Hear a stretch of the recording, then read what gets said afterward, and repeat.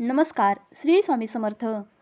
आज आपण या व्हिडिओमध्ये घरच्या घरी स्वामी मूर्तीवरती अभिषेक कसा करावा याविषयी थोडक्यात माहिती पाहणार आहोत.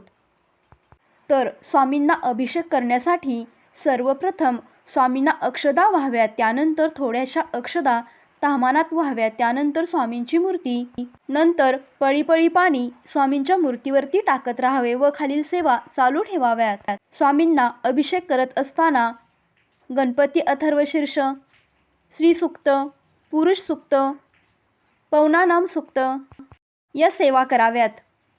त्याचप्रमाणे तुम्हाला शक्य असल्यास श्री सूक्त व पुरुष सूक्त एकाड एक असे 16 वेळेस वाचावे. आपल्या देवघरातील स्वामी महाराजांच्या मूर्तीचा अभिषेक पवमान सूक्त म्हणून केला तर घरातील आर्थिक अडचणी दूर होतात व आर्थिक स्थैर्य लाभून श्री स्वामी समर्थ महाराजांची कृपा प्राप्त होते.